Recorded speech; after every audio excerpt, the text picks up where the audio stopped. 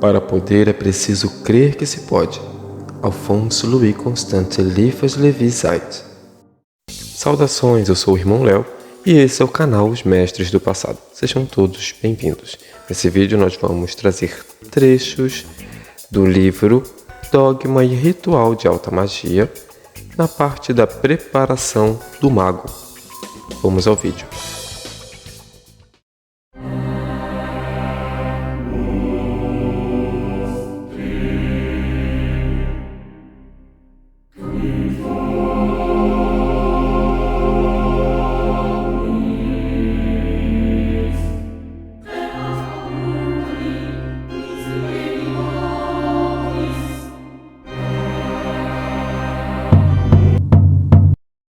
Toda intenção que não se manifesta por ação é uma intenção vã, e a palavra que a exprime é uma palavra ociosa. É a ação que prova a vida, e é também a ação que prova e demonstra a vontade. Por isso está escrito nos livros simbólicos e sagrados, que os homens serão julgados, não conforme seus pensamentos e ideias, mas segundo as suas obras. Para ser, é preciso fazer.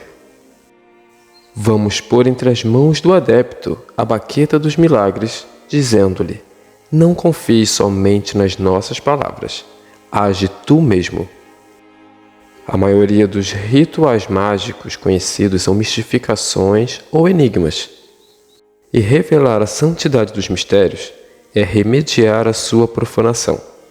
Tal é o pensamento que sustenta a coragem e nos faz afrontar os perigos dessa obra, a mais ousada talvez que tenha sido dada ao espírito humano conceber e realizar.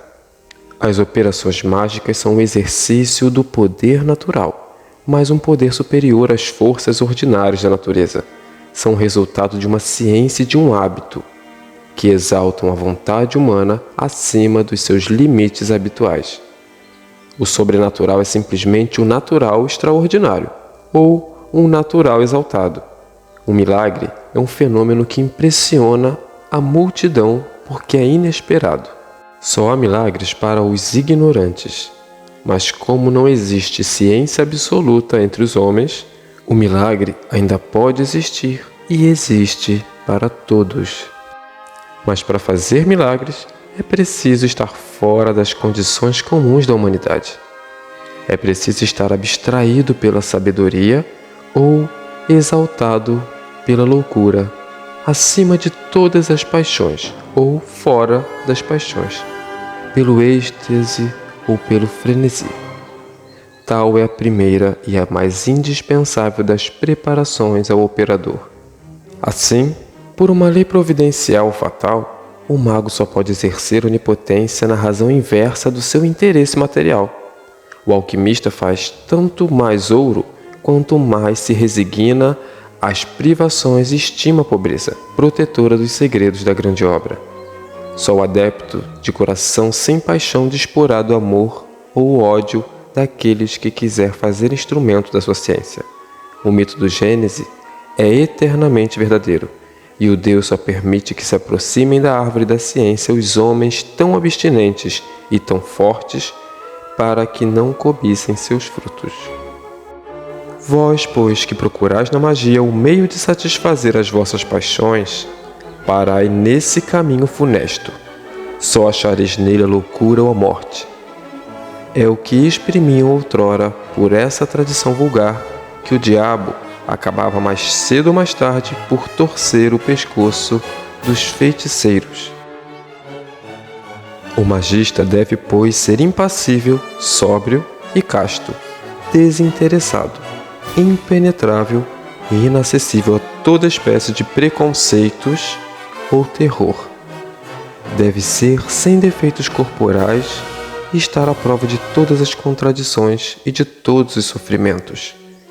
A primeira e a mais importante das obras mágicas é chegar a essa rara superioridade. Dissemos que o êxtase apaixonado pode produzir os mesmos resultados que a superioridade absoluta. E isso é verdade no que diz respeito ao sucesso, mas não no que se refere ao governo das operações mágicas. A paixão projeta com força a luz vital e imprime movimentos imprevistos no agente universal, mas não pode reter tão facilmente como lançou, e o seu destino é então semelhante ao de Hipólito arrastado pelos seus próprios cavalos. A vontade humana, quando realizada pela ação, é semelhante à bala de canhão que nunca recua diante do obstáculo. Ela o atravessa ou entra e perde-se nele quando é lançada com violência, mas, se caminhar com paciência e perseverança, nunca se perde. E é como a onda que sempre volta e acaba por corroer o ferro. O homem pode ser modificado pelo hábito, que, conforme seu provérbio, nele se torna sua segunda natureza, por meio de uma ginástica perseverante e graduada. As forças e a agilidade do seu corpo se desenvolvem ou se criam numa proporção que admira. O mesmo se dá com as forças da alma. Quereis vós reinar sobre vós mesmos e sobre os outros? Aprendei a querer. Ora, como se pode aprender a querer? Aqui está o primeiro arcano da iniciação mágica, e é para fazer compreender a própria essência desse arcano que os antigos depositários da arte sacerdotal rodeavam os acessos do santuário com tantos terrores e prestígios. Só davam crédito a uma vontade quando ela tinha dado as suas provas e tinham razão. A força só pode afirmar-se por vitórias. A preguiça e o esquecimento são inimigos da vontade. E é por isso que todas as religiões multiplicaram as práticas e tornaram minucioso e difícil seu culto. Quanto mais a pessoa se preocupa com uma ideia, tanto mais adquire força no sentido dessa ideia. As práticas mais insignificantes em aparência e as mais estranhas em si mesmas, no fim que nos propomos, levam então, não obstante, à educação e ao exercício da vontade. Para poder, é preciso crer que se pode, e esta fé deve traduzir-se imediatamente em ação. Quando uma criança diz não posso e sua mãe lhe diz experimenta, a fé nem mesmo experimenta. Ela começa com a certeza de acabar e trabalha com calma, mesmo tendo a onipotência às suas ordens e a eternidade diante de si. Vós, pois, que se apresentais diante da ciência dos magos, que pedem? Ousai formular o vosso desejo, seja qual for. Depois, pondes imediatamente as mãos à obra. E não cesseis mais de agir no mesmo sentido e para o mesmo fim, que o que queriam será feito, e está começado para vós e por vós. Que é preciso fazer, então, primeiramente? É preciso crer que podem, e depois agir. Agir como?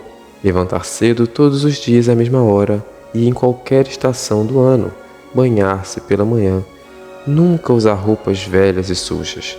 Para isso, lava-se sempre se possível e exercem sempre as vossas privações voluntárias, para melhor suportar as involuntárias.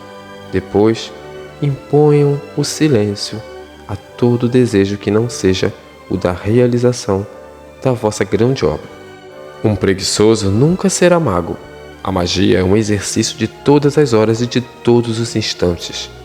É preciso que o operador das grandes obras seja senhor absoluto de si mesmo e que saiba vencer as atrações do prazer, o apetite e o sono. Que seja insensível ao sucesso, como também à afronta. A sua vida deve ser uma vontade dirigida por um pensamento e servida pela natureza inteira. É preciso determinar a vontade por palavras e realizar as palavras por atos. É preciso traduzir a ideia mágica em luz para os olhos, em harmonia para os ouvidos, em perfumes para o olfato, e em sabores para a boca, e em formas para o tato. É preciso, numa palavra, que o operador realize na sua vida inteira o que quer realizar fora de si no mundo. É preciso que se torne um imã para atrair a coisa desejada, e quando estiver suficientemente imantado, saiba que a coisa virá, sem que ele pense por si mesma. É importante que o mago saiba os segredos da ciência, mas pode conhecê-los por intuição ou sem ter aprendido. Os solitários vivem na contemplação habitual da natureza, adivinham muitas vezes as suas harmonias e são mais instruídos no seu simples bom senso do que os doutores, cujo sentido natural é falseado pelos sofismas das escolas. Os verdadeiros magos práticos se acham quase sempre no sertão, e muitas vezes são pessoas sem instrução ou são simples pastores. Existem também certas organizações físicas dispostas às revelações do mundo oculto. Existem naturezas sensitivas e simpáticas às quais a intuição da luz astral é, assim por dizer, inata, e certos desgostos e doenças podem modificar o sistema nervoso e fazer nele, sem o concurso da vontade, um aparelho involuntário de adivinhação, mais ou menos perfeito. Mas esses fenômenos são excepcionais e geralmente o poder mágico deve e pode ser adquirido pela perseverança e o trabalho. É preciso purificar-se. A purificação do mago deve consistir na abstinência das voluptuosidades brutais, num regime brando, na supressão de licores fortes e na regularidade das horas de sono. Essa preparação foi indicada e representada em todos os cultos, por um tempo de penitência e privações que procede às festas simbólicas da renovação da vida. É preciso, como já dissemos, observar por exterior a limpeza mais escrupulosa. O mais pobre pode achar água nas fontes. É preciso também mandar lavar com cuidado as roupas, os móveis e os vasos que se usam. Toda sujeira atesta uma negligência, e em magia a negligência é mortal. Não devemos falar a ninguém das obras que realizamos. E como dissemos bastante, o mistério é a condição rigorosa e indispensável de todas as operações da ciência. E é preciso evitar, o tanto quanto possível, ver coisas horrendas e notícias de pessoas feias, não comer na casa de pessoas que não se estimam, evitar todos os excessos e viver do mundo mais uniforme e organizado. Ter o maior respeito por si mesmo e considerar-se como um soberano desconhecido que assim faz para reconquistar a sua coroa. Ser dócil e digno com todos, mas nas relações sociais nunca deixar-se absorver e retirar-se dos círculos em que não haja nenhuma iniciativa. Podemos, enfim, e mesmo devemos, fazer as obrigações e praticar os ritos do culto a que pertencemos. Finalmente, cremos ter feito compreender bem pelo que se procede que a nossa magia é oposta à dos goécios e necromantes. A nossa magia é ao mesmo tempo uma ciência e uma religião absoluta, que não deve destruir e absorver todas as opiniões e todos os cultos, mas regenerá-los e dirigi-los reconstruindo o círculo dos iniciados e dando assim às massas cegas condutores sábios e clarividentes. Vivemos num século em que não há nada para destruir, mas tudo está para refazer, porque tudo está destruído. Bem, finalizamos aqui a leitura e gostaria de deixar claro que sim, eu selecionei os trechos para pular um pouco, tentar dar uma resumida. Esse é o capítulo 1 da parte do ritual de alta magia, a parte do dogma também, em breve eu quero trazer a introdução, e a gente continua trazendo outros vídeos. Eu acho que tinha muita coisa importante para a gente ver, reler, repensar, ou algumas explicações ali, até para bater um pouco com o que se fala hoje nos coachings e os serviços quânticos de hoje em dia, né? Os místicos quânticos, mentalistas, cabalhonistas, né? E eu acho que o Eliphas tinha um pouco para falar desse treinamento que eu acho que vale a pena ouvir e reouvir e ler e reler. Qualquer coisa eu vou deixar o link aqui para vocês. Se não me engano, tanto a editora Pensamento quanto a editora Madras elas têm. Eu vou botar aqui o link para compra, tá bom? Para quem quiser. E um forte abraço a todos, até o nosso próximo vídeo. Curta, compartilha, comenta aí como é que está sendo esse seu treinamento. Então firmes, um abraço.